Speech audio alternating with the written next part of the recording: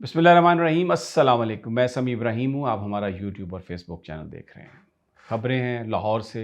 वकला कन्वेंशन बहुत कामयाब, बहुत बड़ी तादाद में वकला की शिरकत और बहुत ज़बरदस्त तकारीर। लगता है कि वकला कम्युनिटी ने फ़ैसला कर लिया है कि अब वो तहरीक चलाएँगे। Justice Mansoor Ali Shah chief justice बनेंगे और ये जो आइनी तरामीम के नाम पर एक ऐसा निज़ाम मुसल्लत करने की कोशिश की जा रही थी जो माशाअल्लाह से भी बदतर था, उसको हर मकाम पर रोका जाएगा, हर लेवल पर रोका जाएगा। और वकीलों की भारी अक्सरियत ने, मैं आपको कुछ वकला रहनुमाओं की तकरीरों के इक़्तिबासात सुनाऊँगा। बहुत ही भरपूर अंदाज़ में उन्होंने आज ये ऐलान किए हैं। दूसरी जानब इलेक्शन कमीशन ऑफ पाकिस्तान अपनी ज़िद पर अड़ा हुआ है। सुप्रीम कोर्ट के अहकामात के बावजूद उन्होंने मखसूस नशिस्तें पीटीआई को देने से मना कर दिया है। आज तीसरा इजलास था, लेकिन उसमें ड्रामाबाजी ये की जाती है कि कुछ वकला को बुला लिया जाता है और वो आके ये बताते हैं कि जनाब, क्योंकि इंट्रा पार्टी इलेक्शंस पीटीआई के तस्लीम नहीं किए गए, क्योंकि पीटीआई का तंजीमी ढांचा नहीं है, पार्टी का ढांचा नहीं है, इसलिए मखसूस नशिस्तें कैसे दी जा सकती हैं। जबकि यही वो सवालात थे जो इलेक्शन कमीशन के, यही वो इबहाम थे जिसके बारे में उन्होंने 8 जजेस को चैम्बर में दरख्वास्त दी थी। फुल कोर्ट के वो बेंच का फ़ैसला, अक्सरियती फ़ैसला, जिसमें ये कहा गया था कि वो नशिस्तें आप तहरीक इंसाफ को दें।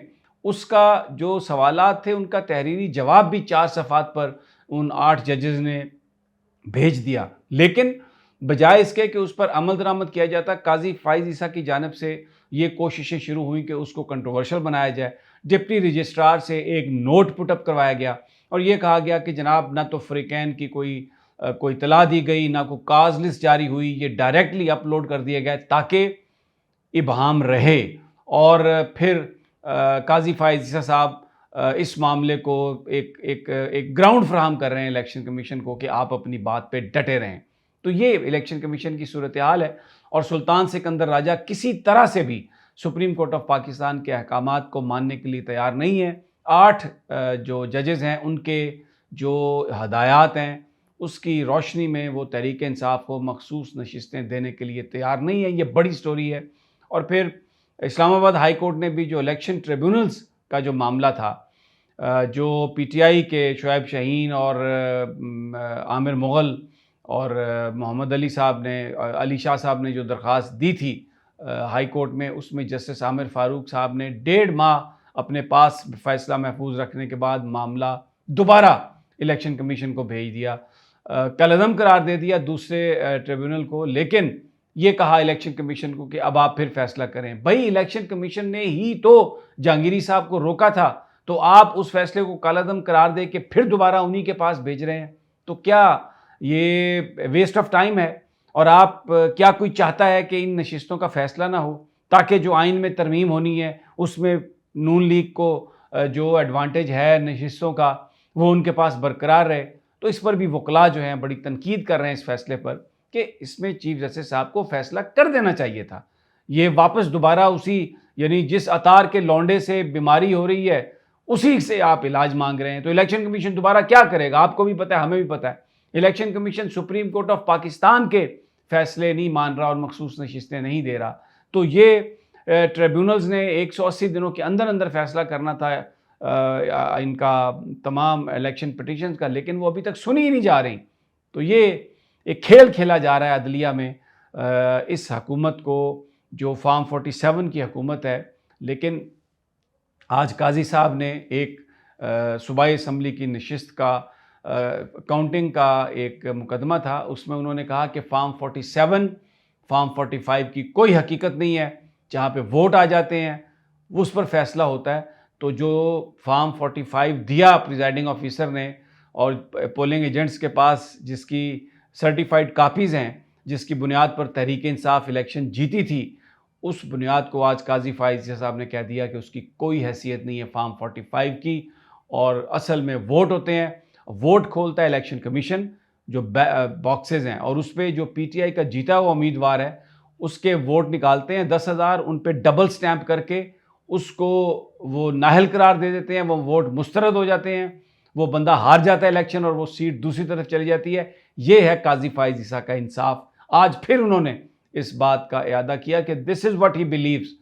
और इसी उनका जो रवैये को जो लाहौर में वकला कन्वेंशन है उसमें इस पे तकरीरें की गई और उनके अपना सूबा बलूचिस्तान से बलूचिस्तान हाई कोर्ट बार के सदर ने ये तकरीर की कि हम जो भी ये कमेटियाँ बनाई गई हैं आज़म नज़ीर तारड़ साहब ने और सुप्रीम कोर्ट ऑफ पाकिस्तान बार ने जो कमेटियां बनाने का ड्रामा किया, उन्होंने कहा कि हम इन तमाम कमेटियों को मुस्तरद करते हैं, हम ये जो मीटिंग इन्होंने की है उसको मुस्तरद करते हैं और बलूचिस्तान की जो बार्स की अक्सरियत है वो इन आइनी तरामीम को और ये जो बार काउंसिल और सुप्रीम कोर्ट बार के जो मामलात हैं इनको मुस्तरद करते हैं और हम उनके मुकाबले में खड़े होंगे।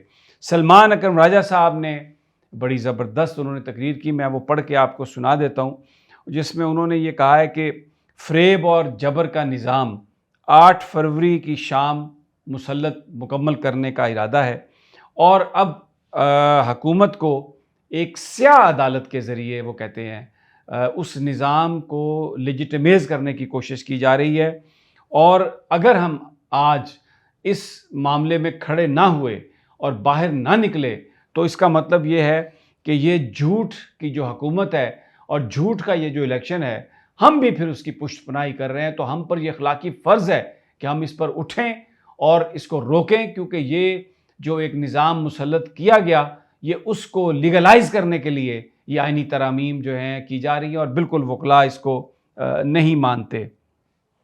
आबिद साकी एडवोकेट जो साबिक सदर हैं लाहौर हाई कोर्ट बार के, उन्होंने कहा है कि ये निज़ाम मुसल्लत किया गया है, ये कोई अवाम के मैंडेट पर मबनी नहीं है और जिस हुकूमत को अवाम का मैंडेट हासिल नहीं है वो किस तरह आइनी तरमीम कर सकती है।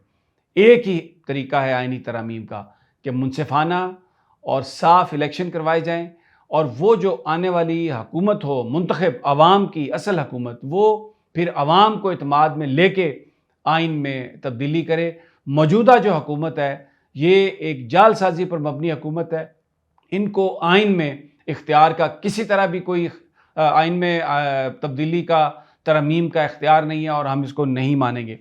बड़ा भरपूर इज्तिमा था और राबिया बाजवा ने वहाँ पर और भी बड़ी सख्त की। ये लाहौर हाई कोर्ट बार की साबिक सीनियर नायब सदर हैं, उन्होंने कहा कि ये जो हुकूमत है ये वोटों की हुकूमत नहीं है, ये बूटों की हुकूमत है और हम इसको बिल्कुल कतई तौर पर इसको एक्सेप्ट नहीं करेंगे।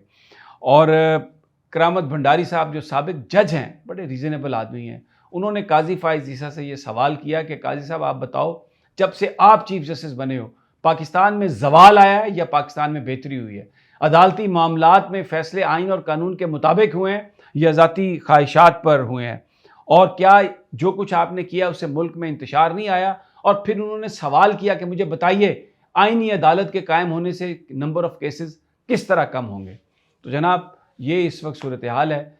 दूसरी जानिब पकड़ धकड़ भी जारी है। मैं अगले वीलॉग में लाहौर के अंदर जलसे को रोकने के लिए तहरीक इंसाफ पे जो कुछ किया जा रहा है पूरी आपको उसकी तफसील दूंगा। इजाज़त दीजिए अगली वीडियो तक। अल्लाह निगहबान।